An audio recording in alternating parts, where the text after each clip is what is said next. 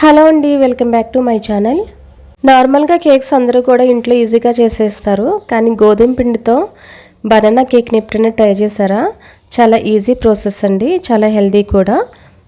పిల్లల కోసం అన్ని హెల్దీ ఇంగ్రీడియంట్స్తో డ్రై ఫ్రూట్స్ బనానా కేక్ అండి. చాలా ఈజీ ప్రాసెస్. ముందుగా మిక్సీ జార్లోకి 1/4 కప్పు షుగర్ని తీసుకుని పౌడర్ పట్టుకోవాలి. తర్వాత 3 ఎగ్స్ను బ్రేక్ చేసి వేసుకోవాలి. తర్వాత 3/4 కప్పు వరకు కూడా ఆయిల్ని తీసుకుని వేసుకోవాలి. తర్వాత బాగా పండిన బనానాస్ని 2 బనానాస్ని తీసుకుని చిన్న చిన్న ముక్కలుగా కట్ చేసి వేసుకోవాలి. బాగా పండినవి అయితే చాలా బాగుంటుందండి టేస్ట్. వీటిని మిక్సీ పట్టుకొని వేరే బౌల్లోకి తీసుకోవాలి. ఇప్పుడు ఇందులోకి ఒక స్ట్రెయినర్ పెట్టుకొని 1 కప్పు వరకు గోధుమ పిండి, 1 tea spoon baking powder, 1/2 tea spoon వంట సోడాను వేసుకొని దీన్ని స్ట్రెయిన్ చేసుకోవాలి. ఏమైనా పలుకులు ఉంటే కనుక వచ్చేస్తాయండి. ఈ విధంగా అంతటిని కూడా జల్లెడ పట్టుకున్నాక ఇప్పుడు కట్ అండ్ ఫోల్డ్ మెథడ్లో పిండి అంతటిని కూడా బాగా కలుపుకోవాలి. కేక్ స్ట్రెచర్ అనేది మనం కలుపుకునే పద్ధతిలోనే ఆధారపడి ఉంటుందండి. మనం ఎంత బాగా కలుపుకుంటే కేక్ అనేది అంత బాగా వస్తుంది. కట్ అండ్ ఫోల్డ్ మెథడ్లో ఈ విధంగా కలుపుకోవాలి. నేను చూపిస్తున్నాను చూడండి. ఈ విధంగా అంతా కూడా బాగా కలుపుకొని ఇప్పుడు ఎగ్ స్మెల్ రాకుండా వెనీలా ఎసెన్స్ని 1/2 టీ స్పూన్ వేసుకోవాలి. వెనీలా ఎసెన్స్ లేకపోతే కనుక ఎలచీ పౌడర్నైనా వేసుకుని ఒకసారి బాగా కలుపుకోవాలి. నేను చూపిస్తున్నాను చూడండి. ఈ స్ట్రెచర్ ఈ కన్సిస్టెన్సీ ఉంటే చాలు.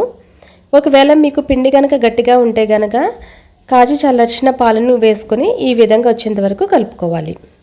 ఇప్పుడు కేక్ చేసుకునే గిన్నెకి కొద్దిగా ఆయిల్ని అప్లై చేసుకుని బటర్ పేపర్ని అడుగున పెట్టుకొని ఈ బ్యాటర్ని అంతటిని కూడా వేసుకోవాలి. ఒకవేళ బటర్ పేపర్ లేకపోతే కనుక కొంచెం గోధుమ పిండిని స్ప్రెడ్ చేసుకునైనా వేసుకోవచ్చండి. బ్యాటర్ని అంతటిని కూడా బాగా వేసుకున్నాక 2-3 టైమ్స్ ఇలా ట్యాప్ చేసుకుంటే కనుక ఏమైనా ఎయిర్ బబుల్స్ ఉంటే పోతాయి. ఇప్పుడు నచ్చిన డ్రై ఫ్రూట్స్ని పైన వేసుకుని డెకరేట్ చేసుకోవచ్చండి.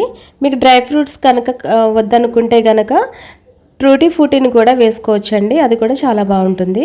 ఈ విధంగా అంతటిని కూడా స్ప్రెడ్ చేసేసుకున్న తర్వాత డ్రై ఫ్రూట్స్ అంతటిని వేసేసుకొని ఓవెన్ 150 డిగ్రీస్లో 20 మినిట్స్ ప్రీహీట్ చేసుకుని లోవర్ రాడ్ హీట్ చేసుకుని పెట్టుకోవాలండి. ప్రీహీట్ చేసుకున్న తర్వాత 30 మినిట్స్ టైం పెట్టుకుని కేక్ని బేక్ చేసుకోవాలి. ఒకసారి కుక్ అయిందా లేదా అని నైఫ్ పెట్టి చూసుకుంటే కనుక ప్లెయిన్గా వస్తే ఇంకా అవసరం లేదండి, తీసేసుకోవచ్చు. సేమ్ ఇదే బ్యాటరీతో వితౌట్ ఓవెన్ కూడా చేసుకోవచ్చండి. ఒకసారి తీసిన తర్వాత కూడా ఒకసారి చెక్ చేసుకోవచ్చు ఉడికిందా లేదా అనేసి. ఇప్పుడు డిమోల్డ్ చేసేసుకోవాలి కేక్ని. చూడండి ఎంత పర్ఫెక్ట్గా వచ్చిందో. మైదా పిండి కంటే గోధుమ పిండితో టేస్ట్ చాలా బాగుందండి. విత్ బనానాతో చాలా బాగుంది టేస్ట్ అనేది. చూడండి చాలా పర్ఫెక్ట్గా వచ్చింది. సేమ్ ఇదే బ్యాటర్తో వితౌట్ ఓవెన్ కూడా చేసుకోవచ్చండి. అడుగు భాగంలో ఇసుక కానీ సాల్ట్ కానీ వేసుకుని చేస్తాం కదా, సేమ్ అదే వేలో చేసుకోవచ్చు. ఈ బటర్ పేపర్ని రిమూవ్ చేసేసి కేక్ని నచ్చిన స్టైల్లో కట్ చేసుకోవచ్చు. చూడండి ఒకసారి గిన్నె చూడండి, అడుగు భాగం అస్సలు ఎక్కడా కూడా అంటుకోలేదు, సైడ్స్నే అంటుకుంది. కేక్ కూడా చాలా సాఫ్ట్గా వచ్చింది.